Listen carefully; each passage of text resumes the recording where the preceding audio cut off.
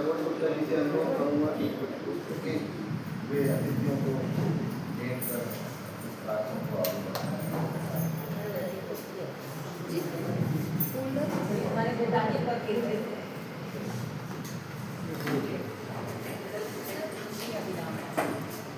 पलाश जी को बुला लीजिए।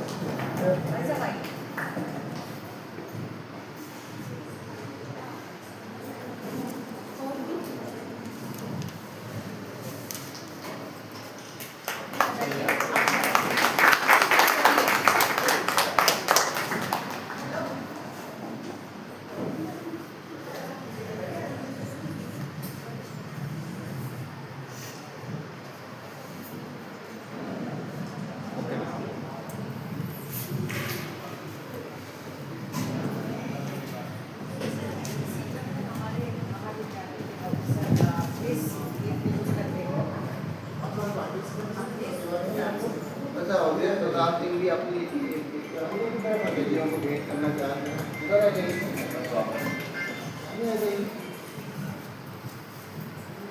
राज जी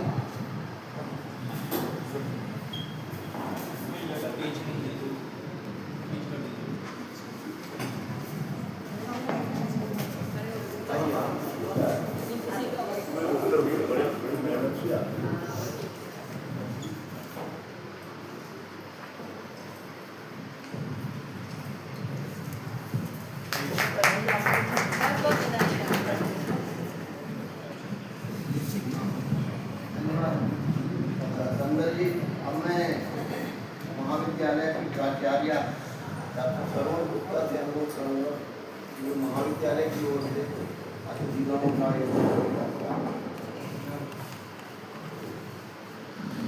बहुत बहुत धन्यवाद आदरणीय भाई साहब। यत् सत्येन जगत् सत्यम, यत् सत्येन जगत् सत्यम, यत् प्रकाशेन भाति तत्, यदानंदेन नंदन्ति, तस्मै श्री गुरुवे नमः, तस्मै श्री गुरुवे नमः। परम परस्थं नैनादनादिम एकं विशिष्टं बहुधा गुहासु, सर्वालयं सर्वचराचरस्थं त्वमेव शंभो शरणं प्रपद्ये, त्वमेव शंभो शरणं प्रपद्ये। प्रकृत्या सुरम्यं विशालं त्रिकामं, सरिततारहारे ललामं निकामं, हिमाद्रि ललाटे पदे च सिंधु, प्रियं भारतं सर्वथा दर्शनीयं, प्रियं भारतं सर्वथा दर्शनीयं। मंचासीन समस्त अतिथियों, विद्वानों, साहित्यकारों का मैं हार्दिक स्वागत करती हूँ, वंदन करती हूँ, अभिनंदन करती हूँ। बुंदेलखंड सागर की धरती आज धन्य हुई, वंदनीय अभिनंदनीय भारत माँ की आंखों का तारा, यश अखंड नवखंड विमंडित, बर बुंदेलखंड हमारा, बर बुंदेलखंड हमारा। बुंदेलखंड की धरती आपका हार्दिक स्वागत करती है, वंदन करती है, अभिनंदन करती है। आज अत्यंत हर्ष व प्रसन्नता का विषय है कि कल हम सभी ने इसी सभागार में उपन्यास सम्राट मुंशी प्रेमचंद जी की जयंती मनाई थी और आज हम उनकी स्मृति को आगे बढ़ाते हुए कहानी लेखन कार्यशाला लेकर के आए हैं। मैं धन्यवाद देना चाहती हूँ हिंदी साहित्य सम्मेलन भोपाल से पधारे आदरणीय परम श्रद्धेय भाई साहब श्री पलाश सुरजन जी का, जिन्होंने इस कार्यक्रम की रूपरेखा संरचना रखी और हमारे महाविद्यालय को इस कार्यशाला के लिए चुना। इसके लिए मैं आपको बहुत बहुत धन्यवाद देती हूँ। और हमारे बीच में जितने विद्यार्थी हैं वो वास्तव में भाग्यशाली हैं कि वो कहानी लेखन प्रतियोगिता का अभ्यास करेंगे, सीखेंगे, क्योंकि ये विधा बहुत पुरानी विधा है। सनातन काल से इस विधा पर कार्य होता आया है और अब हम आप सबको विद्वज्जनों के माध्यम से सिखाएंगे कि कैसे कहानी लिखी जाती है, कैसे कही जाती है, कैसे सुनी जाती है, कैसे सुनाई जाती है। मंचासीन परम श्रद्धेय महेश कटारे जी का मैं महाविद्यालय में हार्दिक स्वागत करती हूँ, अभिनंदन करती हूँ। हमारे बीच उपस्थित हैं श्री विवेक मिश्र जी, जो कहानी के क्षेत्र में एक अद्भुत प्रतिभा रखते हैं। आपका भी मैं हार्दिक स्वागत करती हूँ, वंदन करती हूँ, अभिनंदन करती हूँ। कहानी का किरदार जिंदा है के माध्यम से उन्होंने अपने आप को भी जीवंत किया है, ऐसी डॉक्टर रेखा कस्तवार जी का मैं हार्दिक स्वागत करती हूँ, वंदन करती हूँ, अभिनंदन करती हूँ। बुंदेलखंड के 4 भागों की लेखिका और उपन्यासकार, कहानीकार डॉक्टर लक्ष्मी पांडे का भी मैं हार्दिक स्वागत करती हूँ, अभिनंदन करती हूँ। कुशल संचालन कर रहे भाई साहब का मैं हार्दिक स्वागत, वंदन, अभिनंदन कर रही हूँ। और हमारे महाविद्यालय के हिंदी विभाग के विभागाध्यक्ष डॉक्टर राणा कुंजर जी भी आ चुके हैं, उनका भी मैं हार्दिक स्वागत, वंदन, अभिनंदन। हमारे हिंदी विभाग के अवधेश प्रताप सिंह, जिनके गजल संग्रह का अभी आप सब ने विमोचन किया है, उनका भी मैं वंदन करती हूँ। सुरेंद्र भी बैठे हुए हैं। हमारे हिंदी विभाग में 3 लोग हैं, 3 प्राध्यापक हैं रेगुलर और एक अतिथि विद्वान है डॉक्टर वसुंधरा गुप्ता। तो इन लोगों की सक्रियता भी इस कहानी लेखन कार्यशाला के लिए रही।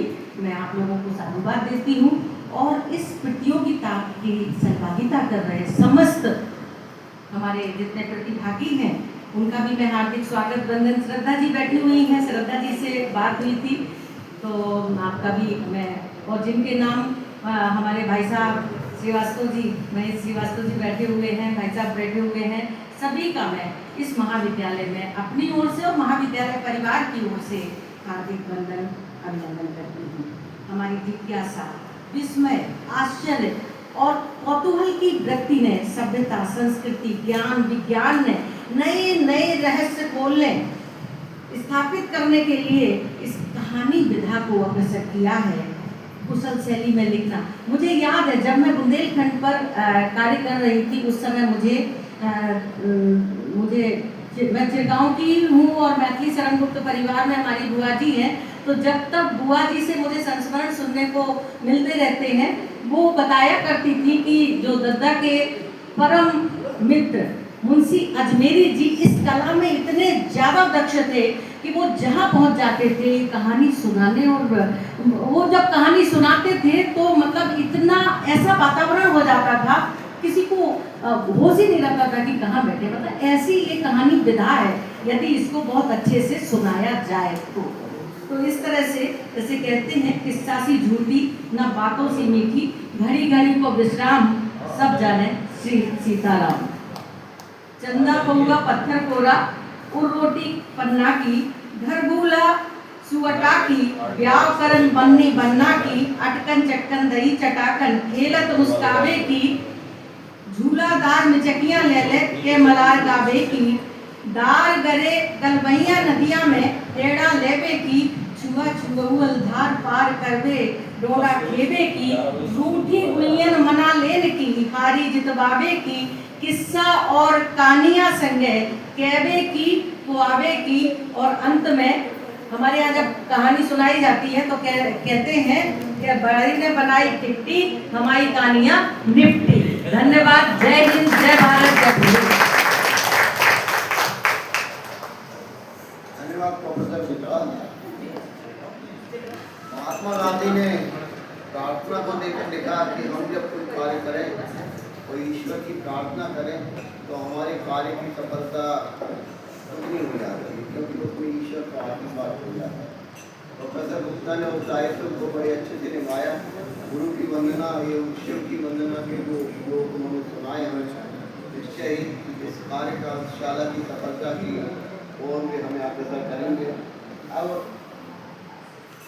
जो अतिथि हैं, हमारे विद्वान अतिथि, जो इस कार्यशाला के मुख्य स्रोत हैं, जो आप सबसे आज दिन भर और बल्कि कल भी जो है एक लंबे समय तक चर्चा करेंगे और कहानी लिखने के गुण बताएंगे, कहानी लिखने के सूत्र बताएंगे, कुछ गोपनीय बातें भी बताएंगे। उनका परिचय देने के लिए मैं श्रद्धा श्रीवास्तव जी, जो हमारे मध्य प्रदेश हिंदी साहित्य सम्मेलन की साहित्य मंत्री हैं, उनसे अनुरोध करूँगा कि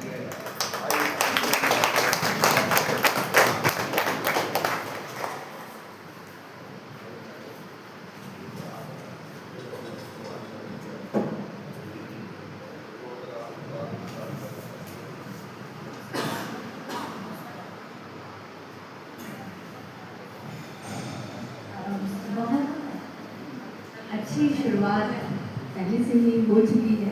जैसे ही हम विद्यालय प्रांगण में कदम रखे, कहानी अपने आप आगे बढ़ती गई और यहाँ एनसीसी के बच्चे प्रैक्टिस कर रहे थे। फिर जब हम सीढ़ियाँ चढ़े तो मटके उल्टे रखे हुए थे और बहुत सारी चीज़ें जो हैं जमाई जा रही थी। दीवारें कोई भी खाली नहीं है, हर दीवार कुछ ना कुछ कह रही है और बहुत ही जीवन और बहुत ही सकारात्मक जो ऊर्जा यहाँ से मिल रही है। और हमारे जो रिसोर्स पर्सन है वो सामने मंचासीन आप देख रहे हैं और इन सब का कहानी के क्षेत्र में बहुत यश है और बहुत सम्मान है। ये वास्तव में किसी परिचय के मोहताज नहीं है और अगर मैं परिचय देने लगूँ तो एक लंबा समय बीत जाएगा। तो शमशेर बहादुर सिंह जो कहते हैं कि बात बोलेगी, तो हम इनसे सुनेंगे। और जैसा कि ये है कि कहानी जो है किसी एक की नहीं होती है, वह कहने वालों की भी है, सुनने वालों की भी है, इसकी उसकी सबकी है और सृष्टि के समूचे परिवार की है। नानी की मुहर इस पे है और इस लोक की प्रजा होने के कारण हर किसी को कहानी लिखने का और सुनने का हक है और हर किसी पर कहानी जो है लिखी जा सकती है। तो रिसोर्स पर्सन के रूप में रेखा कसकर जी हैं, वो भोपाल से हैं और जैसा कि मैम बता रही हैं किरदार जिंदा है। इन्होंने जो क्लासिक कहानियाँ हैं, जो क्लासिक कथा साहित्य है, उन पात्रों से बातचीत की है पत्र के माध्यम से। कितनी अद्भुत शैली में ये किताब होगी। इनका जो संग्रह है, कहानी संग्रह मुर्गी खाना, वो बेहद चर्चित रहा है। और विवेक मिश्र जी, हम कहते हैं ना कहानी लिखेंगे तो पैसे कहाँ से आएंगे, तो हमारे जो रिसोर्स पर्सन है विवेक मिश्र जी, उनके बारे में बताना चाहूँगी कि ये फिल्म स्क्रिप्ट लिखने में भी माहिर हैं, तो आप इनसे बहुत से सवाल जवाब कर सकते हैं। और कहानी में अंतर विरोध किस तरह से आता है, ये एक मिसाल के तौर में इनकी कहानियाँ देखी जा सकती हैं। और शरद सिंह जी अभी नहीं हैं, लेकिन उन्होंने भी लगभग 60 पुस्तकें लिखी हैं और वो भी हमारे बीच शामिल होंगी। और मनीष कटारे जी, जिनको बहुत से सम्मान मिले हैं और मुर्दा स्थगित जो उनका कहानी संग्रह था काफ़ी चर्चित है, और मैं उनसे आग्रह करूँगी कि अब वो कहानी की कहानी जो है उस पर और हमारी जो कार्यशाला किस मोड़ से होती हुई अंजाम तक पहुंचेगी उसके बारे में आपको जानकारी दें।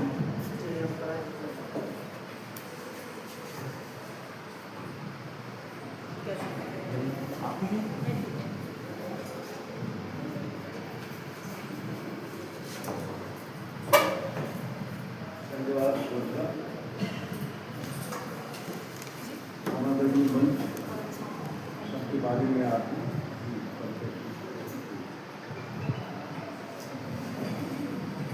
सामने बैठे हुए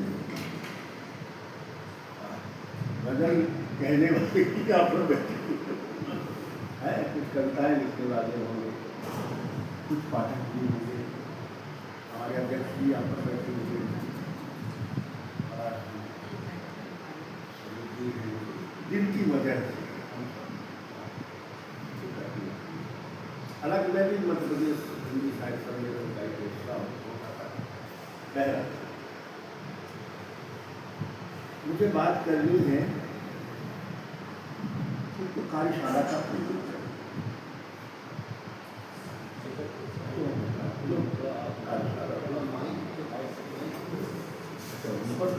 थोड़ा सा पास में बोलेंगे तो आ जाएगा। कहानी की ये कार्यशाला क्यों?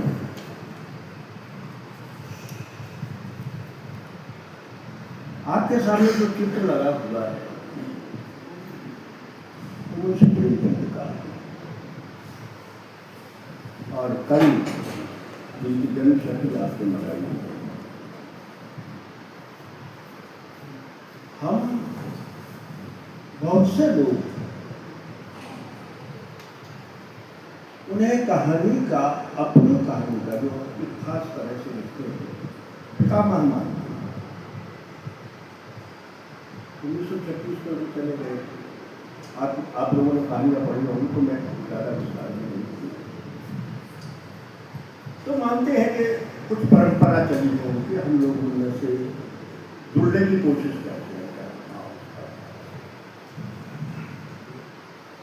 मुंशी प्रेमचंद ने तो किसी कार्यशाला में सीखा नहीं, तो वो इतने बड़े कैसे हुए? आपको एक बहुत बड़े कहानीकार का नाम बताता हूँ, गोरखी, बहुत बड़े लिखना। उनकी एक किताब है मेरे विश्वविद्यालय। वो किसी विश्वविद्यालय में नहीं पढ़े थे, किसी कॉलेज में नहीं पढ़े थे, स्कूल में कुछ दिन के लिए, और विश्व के जो श्रेष्ठतम कहानीकार साहित्यकार हैं उन्होंने लिखा मेरे विश्वविद्यालय। विश्वविद्यालय जो जो अनुभव उन्होंने किए, जो जो जीवन उन्होंने जिया, वहां से उन्होंने सीखा। मैं फिर उसी बात पर आता हूं कि इस कार्यशाला का प्रयोजन क्या है। एक आप लोगों को सुनने का भी अच्छा लगेगा कि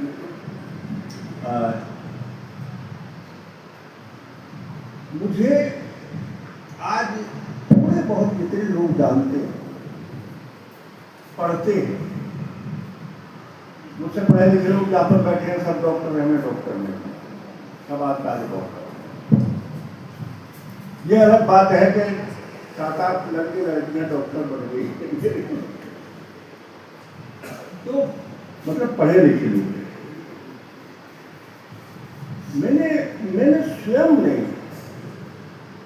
शायद 1982 या 83 में ये प्रयोग जिसको हम बात कर रहे हैं, कहानी की कार्यशाला में हिस्सा लिया। हालांकि उसके पहले कहानी लिख चुका था, सब भी चुकी थी, मगर जब मैं प्रयोगशाला में गया, तो उसमें कार्यशाला में गया, तो आप लोगों ने अगर नाम सुना होगा, बड़े बड़े लोग, मतलब हम कल्पना नहीं कर सकते थे कि हम कभी उनसे मिल पाएंगे। जैसे कहानी की वो कार्यशाला हुई थी अमरकंटक, उद्घाटन किया था अमरकांत जी। हमारे रिसोर्स पर्सन थे doctor Kashinath Singh, doctor Dhananjay Verma, doctor Ramakant Srivastava, Abdul Bismillah, जो उम्र में मुझसे 100 वर्ष छोटे हैं, पर तब तक बड़े कथाकार बन चुके थे। अब्दुल बिस्मिल्लाह उसके थे। ये लोगों को हम पढ़ते थे और सोच नहीं पाते थे कि कभी उनसे मिल पाएंगे। हमें उनके साथ 7 दिन रहने का अवसर है, 7 दिन। और हम तो आज तो हम होटल में ठहरे। आप आश्चर्य करेंगे कि पलाश जी के पिताजी स्वर्गीय मायाराम सुंदर, हम लोग उम्र बाबू जी कहते हैं, हम लोग एक स्कूल में ठहरे थे, और उसी स्कूल में एक कमरे में वो भी जमीन पर वहीं सोते थे।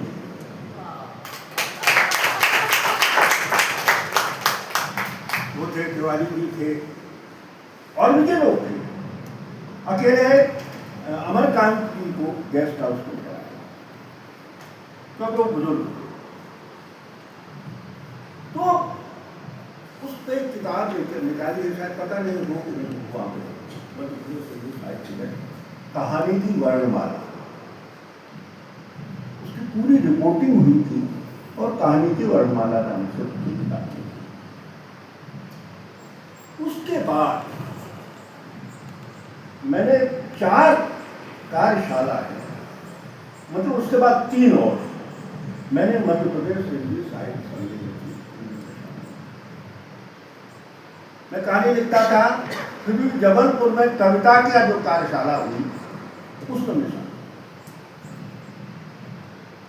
अगर आप कविता नहीं पढ़ सकते, कविता नहीं समझ सकते, तो अच्छी कहानी नहीं, ये मेरा मत है। फिर एक कार्यशाला हुई नाटक के ऊपर, शिवपुरी में हुई। बच्चे तो नहीं जानते होंगे, यहाँ पे कई बुजुर्ग जानते होंगे। हंगल साहब, एक हंगल 3 दिन रहे। अब हंगल से परिचय होना, हंगल के साथ बैठना, हंसना, घूमना, ये ऐसी ही कार्यशालाओं से हम सीखते हैं, साथ रह करके सीखते हैं, जानते हैं ऐसे लोगों को। आपको जितना कार्यशाला में शायद उतना न मिल पाए जितना आपसी बातचीत में मिलता है। बैठे हैं, बातचीत कर रहे हैं, चाय पीते हैं, तो बातचीत कर रहे हैं। काशीनाथ सिंह तो शाम को रात को कजरी सुनाते थे, कजरी जयती, और दूसरों से सुन करते थे, तुम क्या जानते हो, तुम सुना, तुम्हारे यहाँ क्या गाया जा रहा है। पूरे मध्य प्रदेश से, तब छत्तीसगढ़ भी इसमें शामिल था। हम लोग अपना किराया दे करके गए थे। तो उससे बहुत कुछ सीखते थे। और एक बात मैं जरूर कहना चाहूँगा कि कार्यशाला किसी को कहानीकार नहीं बना। आप कहेंगे अजीब सी बात कर रहे हैं। कार्यशाला उस कहानीकार को थोड़ा सा, उसका जो अंकुर होता है, उसकी जो पपड़ी होती है जमीन के ऊपर, आपने अंकुर देखा है कहीं उगते हुए? आजकल तो बरसात है, दूब, तो अंकुर जब जमता है तो ऊपर पपड़ी होती है। कई अंकुर मर जाते हैं, कई ताकतवर होते हैं, ऊपर उठ जाते हैं, जैसे प्रेमचंद अपने आप उठ गए। कार्यशालाएं ये काम करती है कि आपके ऊपर जो पपड़ी, उस पपड़ी को, और फिर आपकी क्षमता के ऊपर निर्भर है कि आप कितने ऊंचे बन सकते हैं, कैसा बीज है। जो बीज जितना ताकतवर होगा उतनी ताकत के साथ बढ़ेगा, जीवित रहेगा, छांव देगा, फल देगा। एक बात और कहना चाहूँगा, तुलसीदास जी की एक चौपाई की अवधानी है, दूसर बरसे तरण नहीं रामा। आजकल बरसात है, आप देखिए कुछ जमीन ऐसी होती है कि आसपास हरियाली होगी, उस पर कुछ नहीं है, उसको ऊसर कहते हैं और भी जमीन कहते हैं। अगर कोई संवेदनाहीन है, जिस पर कोई असर ही नहीं पड़ता किसी बात का, बंजर में बताता हूँ। मैंने उससे इसलिए मैं बढ़ना चाहता था, अभी बताऊंगा। तो अगर वो उस तरह का है तो फिर वहां पे न कहानी की गुंजाइश है, न कविता की गुंजाइश है, न उसमें मनुष्य होने की गुंजाइश। भाई साहब ने कहा था बंजर, बंजर जमीन वो होती है जिसमें उगता तो है मगर आपको उसे भूल नहीं पड़ा। अगर आप अपने किस्म की फसल उगाना चाहें प्राकृतिक, तो उसमें उगती है बंजर, मगर अपने किस्म की फसल उगाना चाहें तो आपको उसको भूल बनाना पड़ेगा। दूसरे में कुछ नहीं जमता, बंजर में जमता है। ये बंजर का और दूसरा का है अंतर। तो ये भी आप कार्यशाला का प्रयोजन है। क्या बंजर जमीन है। कार्यशाला वो जो जमीन है जो संवेदना जिसमें उग सकता है, उगाया जा सकता है, उसको थोड़ा मुलायम और एक हाँ वो मैं हंस जाता हूँ वहाँ से, क्योंकि वो वैसा विषय है तो जरूर बोलना पड़ रहा है ना, नहीं तो पॉइंट नोट करके बोलते तो उसको है। तो कार्यशाला का ये मैं अपना ही उदाहरण दूँ कि मैं कहानियाँ लिखने लगा, लिखता तो था मैं पहले भी, मैंने आपको बताया 7 नाटक लिखे, नाटक की प्रयोगशाला में कविता इसलिए नहीं लिखता कि कविता मुझसे सबकी है, क्यों कविता में बहुत बहुत संक्षेप में, जो कवि हैं यहाँ पर बैठे हुए, बहुत संक्षेप में बहुत महत्वपूर्ण बात है।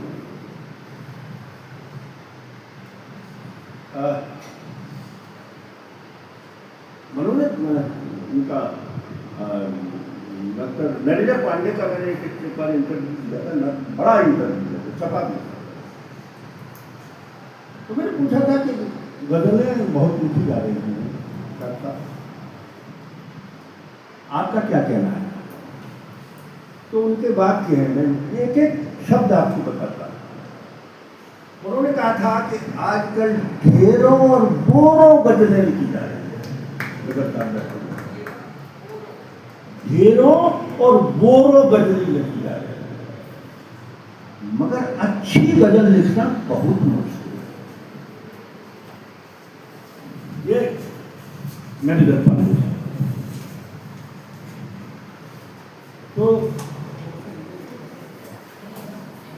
अरे हमारे सर आ गए हैं टीकाराम जी, वाह वाह, नमस्कार।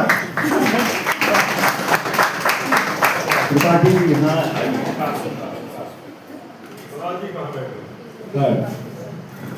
बैठ जाने पड़ेंगे। अच्छा मुझे बता देना 10 मिनट जी का कि शेर अच्छा बुरा नहीं होता, या तो होता है या नहीं होता। तो ऐसे ही गजल है कि या तो वो होगी या नहीं होगी, उसमें अच्छे बुरे का सवाल ही नहीं।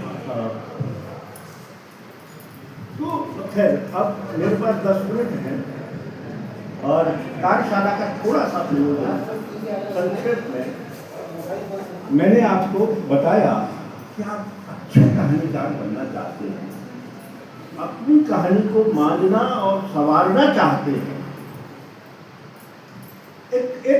एक शौर सीखना चाहते हैं कहानी लिखने का,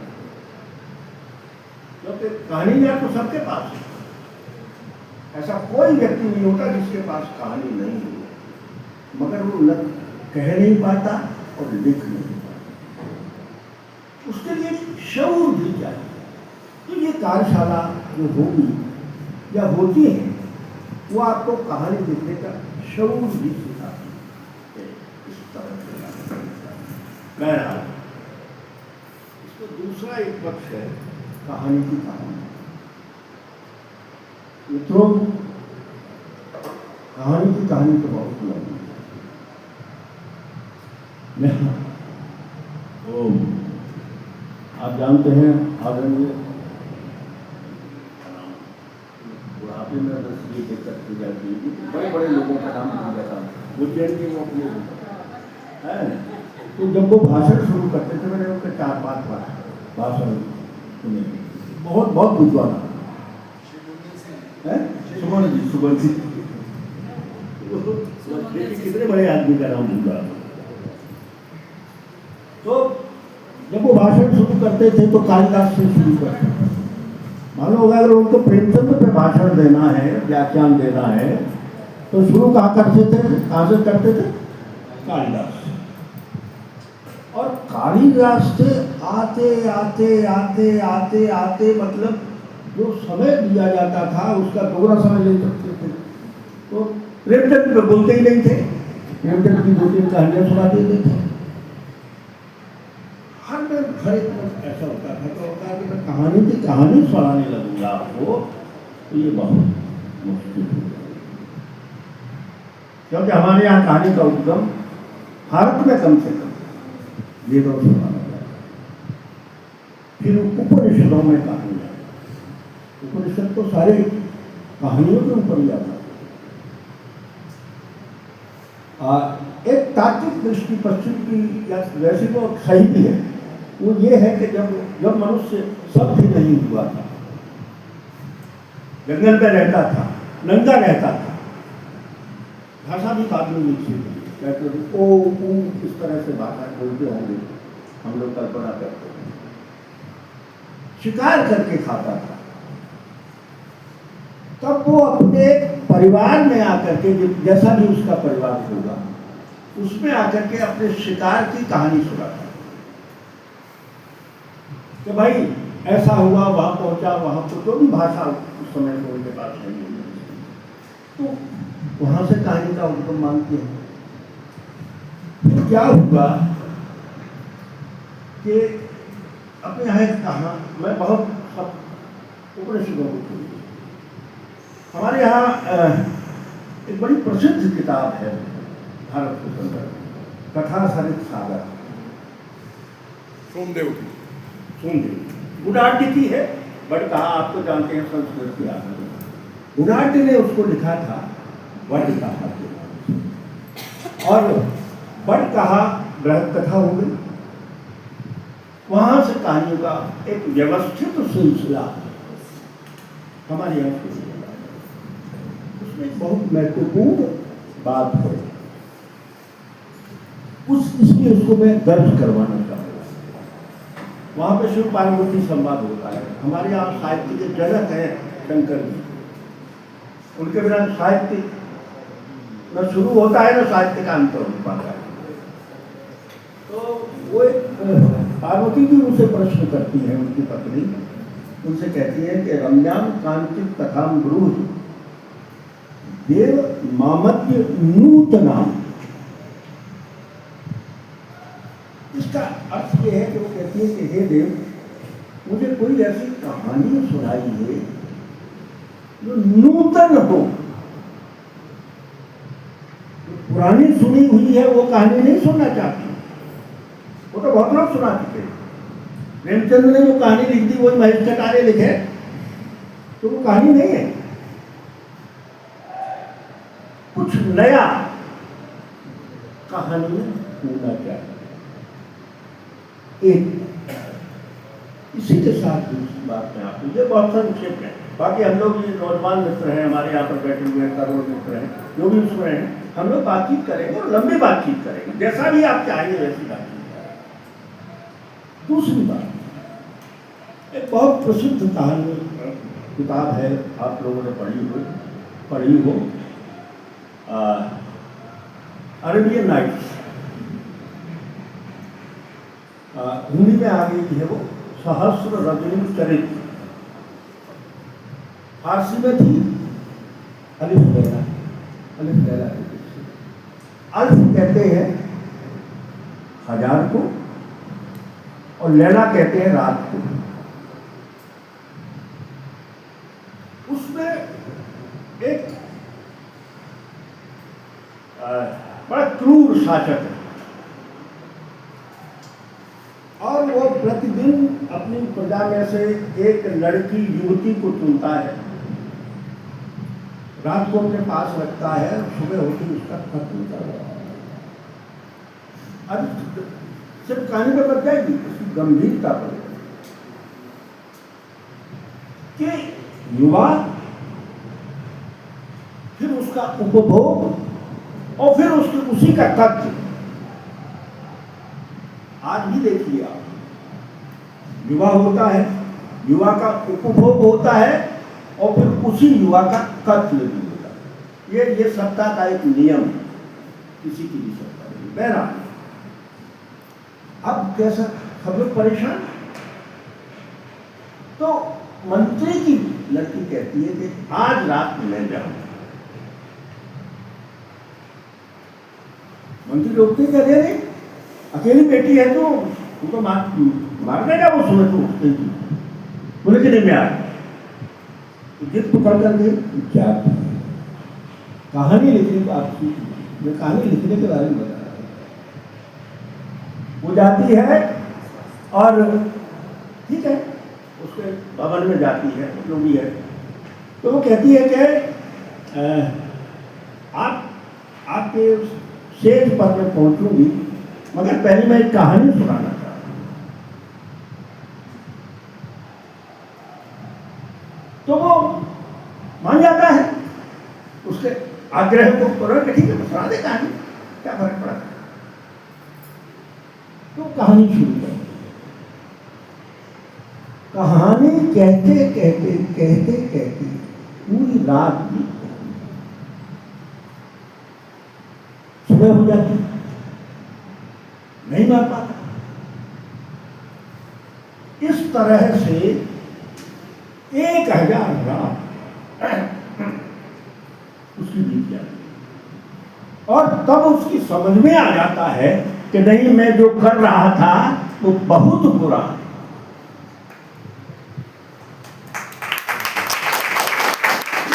मैं इसको बताना चाहता हूँ, कहानी आपको सामान्य लोग को जो पढ़ता है सुनता है उसको समझाती है, रास्ते पर लाती है। इसी में ये जुड़ा है कि कहानी कोई क्यों सुनेगा भाई। वो इसलिए सुनता था कि उसमें इतना डूब जाता था। जैसा कि बड़ कहा में उन्होंने कहा, कश्चित कथा भी रम्या कांचित कथा, रम्य होना चाहिए। मैंने कहानी लिखी और आप उसको पढ़ ही नहीं पा रहे हैं। एक पेज पढ़ा, फिर आपने कहा क्या समझ में नहीं आ रही है भाई, कह क्या रहे हैं। मैंने खुद ऐसी कहानियां पढ़ी और उन कहानियों की बड़ी तारीफ भी हुई है। विवेक जी बैठे हुए हैं, ये बैठे हैं, उनकी बड़ी प्रशंसा भी हुई कि अरे ये तो विलक्षण कहानी थी। और हम सोचते हैं आज इस उम्र में भी सोचता हूँ वो कहानी किधर से विलक्षण थी, जो मेरी समझ में नहीं आई। मैं कम पढ़ा लिखा सही हूँ उन लोगों से, मगर मेरी समझ में नहीं आई तो विलक्षण कहाँ से थी। तो रम्य होना चाहिए। दूसरी बात ये है कि सहस्र रजनी चरित्र ये कहता है कि आपको सच बयान करना है, किंतु रोचक ढंग से। सच कहना है मगर रोचक ढंग से कहिए, अन्यथा मारे जाओगे। ये मैं इसलिए सहस्र रजनी चरित्र का आपको दिया। और ये इस तरह से सारी बातें हुई। अब मैं बहुत जल्दी समाप्त कर रहा हूँ।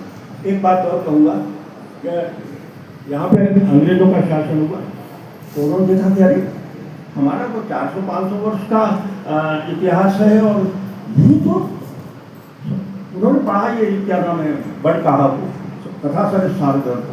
उन्होंने कहा कि ये तो 2,500-3 हज़ार साल पहले लिखी जा चुकी है, यहाँ पे हम इन पे शासन कैसे कर पाएंगे।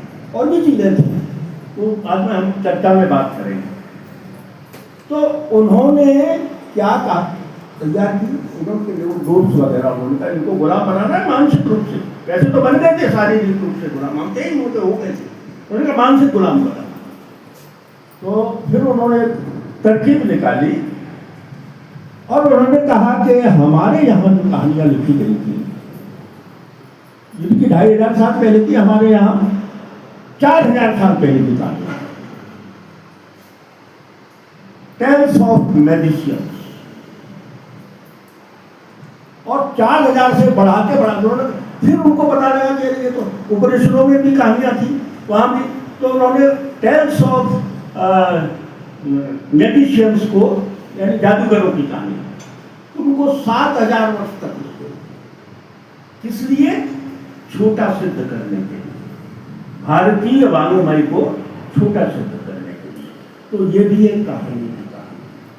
इसके बाद हम आते हैं वहां जहां पहली बार कहानियां तो लिखी जा रही थी, प्रेमचंद ने कहानियां लिखनी शुरू की,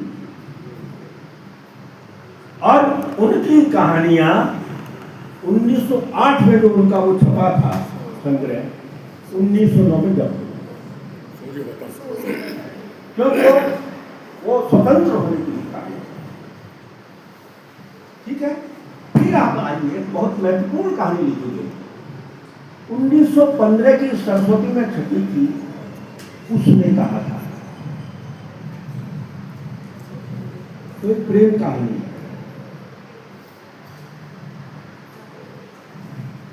आप देखिए।